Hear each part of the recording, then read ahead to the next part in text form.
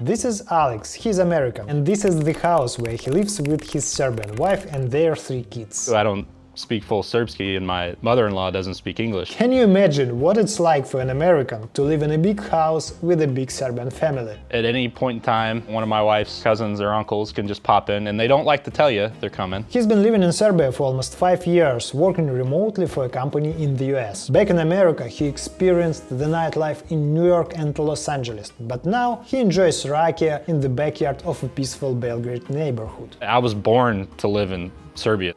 Let's dive into his story. How it feels overall to be an American son-in-law in Serbia? Does it help in everyday life? Oh man, it's been amazing. I mean, they always take my side on everything. Like maybe part of it's too, I don't speak full Serbski and my mother-in-law doesn't speak English, but we've never had a fight. Maybe that's right. Yeah, I know. I don't know if it's because they like me or if it's because we can't fully communicate, but I love her very much and we can feel each other's energy. I'm sure I'm doing stuff that pisses them off all the time, but I think they give me the benefit of the doubt a lot. So it's, you know, both my brothers, they, you know, can have some tough stories with dealing with in-laws, and I just don't have that. I've felt nothing but love and support from them, and so very grateful for that. What language do you speak in the family? Just English. My girls, and they're Serbian first, right? And so I try to practice my Serbian with them. Like the first word I was learning was kakila, right? It's kakila, kakila. You know, that means I pooped, right? I pooped. So, you know, they're screaming in the bathroom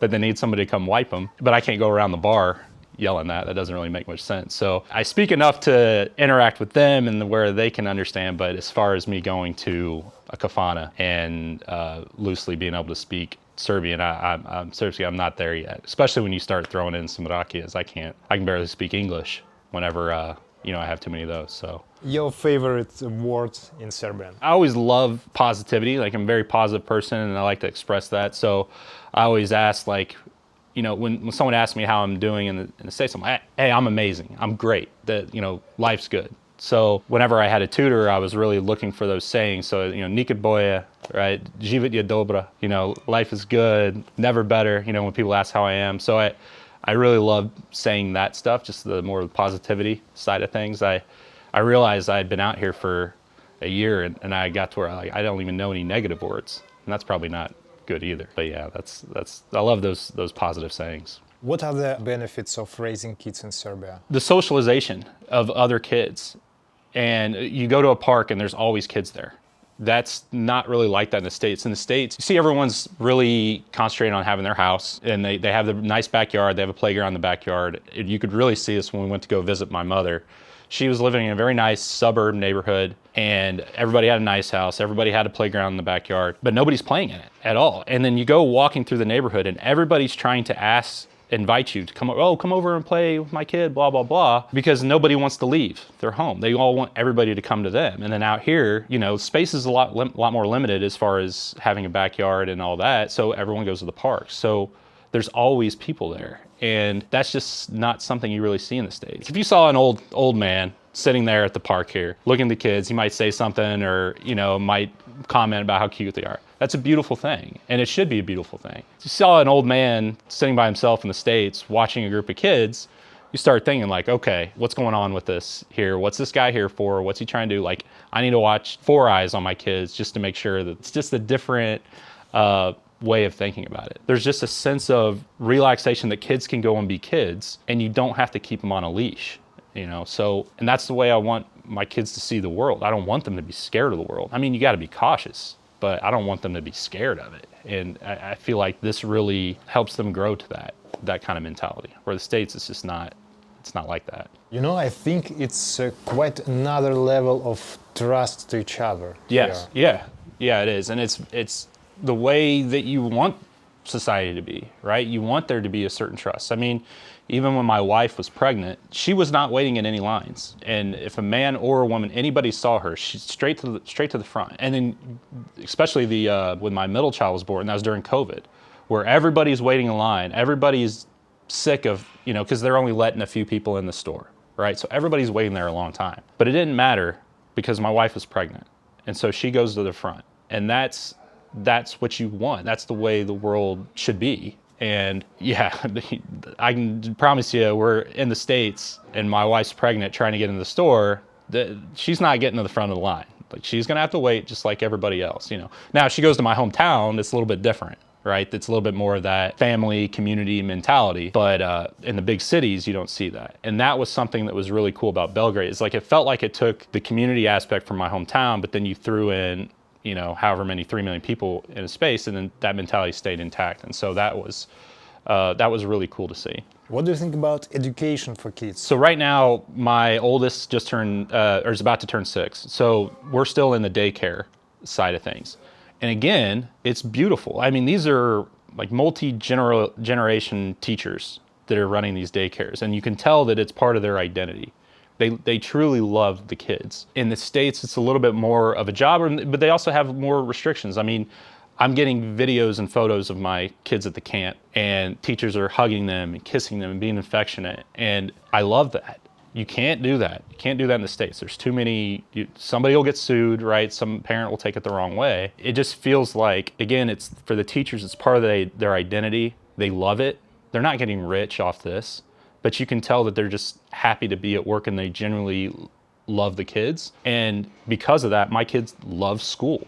They can't wait to go to school. They won't go stay 5 days with their uncle, but they'll stay 5 days with their teachers, right? And their classmates. And that sets them up for the rest of life, to view school that way, to view a place outside of home, to have that much love and affection and excitement for something that you wouldn't recreate that, you know, in the States. I mean, if you did, you're probably spending thousands and thousands of dollars to maybe be in that environment, but at the same time, I don't think you're gonna have that kind of love and care mixed in with it. So life in Belgrade comparing to life in New York, it's a drastic difference. Yeah, it is. It kind of depends what you're wanting out of life. There's no better place, in my opinion, for opportunity than somewhere like New York. I mean, you're riding subways there's a homeless guy that probably just pooped himself to the left of you, and on the right you have this $1 million CEO that's running this large business. I mean, everybody's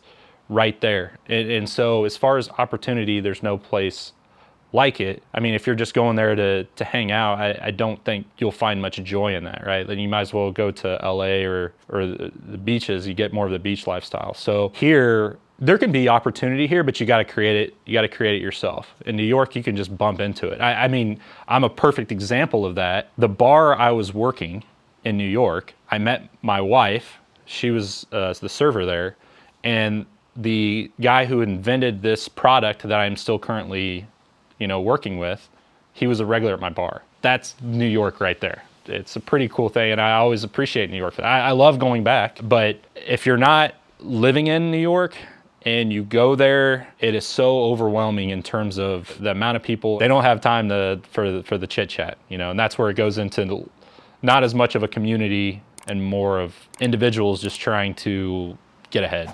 What are the differences that you notice in everyday life between American style of life and Serbian style of life? The pace of life, I know everybody says that, right? Like, but it's such a true thing. I know it's a cliche to say, but like pace of life is very different. You know, you're conditioned in the States to be productive and do these things. And again, you kind of have to, right? Because you go off and you're on your own at such an early age that you have to, because the bills are coming, the rent's coming, you have these things you got to pay for, and and then there's always kind of like more, and you need to keep moving. And here it's less like that, but I appreciate that because it allows me to slow down and really be present. I've found that 100% out here as far as being present. I mean, I wake up every day and I'm getting to breathe and you know, I'm on my balcony having a coffee. It's very nice, but when it comes to needing to be productive and needing to get things done, you know, we had gone through a renovation of our backyard. We went through a renovation of our apartment. It is very difficult to find reliable people to come and do work, and then people that will kind of stand by their work. Now, you can find it, don't get me wrong, but maybe in my algorithm, the people that I'm finding, it's easier to find not so reliable workers than it is to find true good workers. And that's something that I kind of would struggle with as far as when I need to be productive. It's tough, but it's a balance with everything. And what do you think about similarities between US and Serbia? It's more of a human nature human nature similarity. I mean, when you get a bunch of people and you cram them into a small, dense area, there's gonna be a fight and there's argument, and people are just gonna try to just look out for themselves. And again, you're thinking about like New York, right? When people think about New Yorkers, most of the people that you're interacting with in like Manhattan, they're not from New York, right? They're not multi-generational. I mean, you go up to like the Bronx and some of the outskirts of New York, and yes, the Long Island, you'll find, but those aren't the people you're interacting with on a day-to-day, right? So you're interacting with people that are out there by themselves. If you took anybody in that environment, there's gonna be that sense of, I just need to look out for myself and get better. It's not about like a difference in people. It's just, it really is like a difference in environment. And then with Belgrade, it's multi-generational. There's not a lot of Serbians that are out here that don't have family 10 minutes away or even living with family. And so I think there's that community aspect that's there, but you would have that in New York if like you get outside of what people think about New York. Because there's suburbs of New York and stuff too. There's suburbs of that. And so I think the people are very similar. It's just the environment is a little bit different. In America, it's a norm when children are getting older, at a certain age, they move out from their house. But here you live like in extended family lifestyle. Yeah. How it is for you as an American? It's not your environment. Right. Americans, we really like our privacy, and that doesn't really exist here. At any point in time, you know, one of my wife's cousins or uncles can just pop in, and they don't like to tell you they're coming. They just come. It's a beautiful thing, but at the same time, when you come from a culture that you're not used to that, you know, when I would have these discussions with my wife about how I'm feeling about it, I'd tell her, I'm like, listen, it's not that I love my wife's family. They're beautiful, and they do so much for my kids. But I'm like, the only person in this world that I want to live with is you.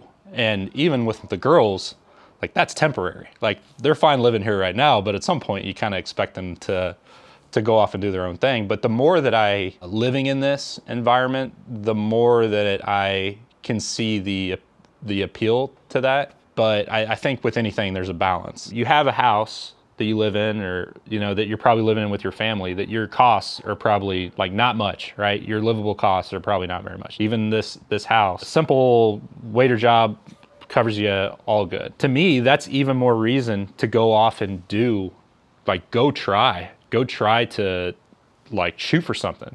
Because if you fail, at least you got this to kind of come back to, and you can kind of readjust. I think when you have that safety net, like what Serbia provides, well, a lot of the young generation is provided this great safety net. It's just even more reason to go off and start taking chances. Because the worst thing that can happen is you're just back to where you started. It's like almost like Serbia has that American dream that America prides itself on.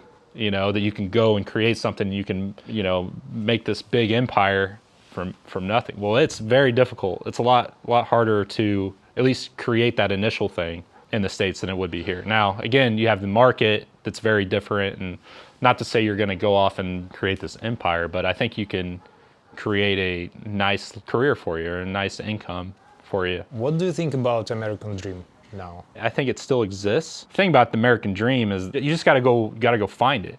Like people think they're gonna move to New York and it's gonna be this like, I'm gonna get this crazy job and I'm gonna make all this money and then I'm gonna do all these things, and it just doesn't pan out like that. But you can go like in the Midwest where your costs and stuff are low. What's cool about America is that you can go live in a very small town in America and still make a great income. Like you have this opportunity of, as long as you're willing to move. And that's the thing about why people consider American dream being dead, is because they're not willing to move, or they're not willing to adjust. They just want it. They're like, I'm living in America, so that means I'm inherently should have everything around me that I need. And it just doesn't really work like that. And maybe the new American dream is moving to somewhere like Serbia. Our passport is great.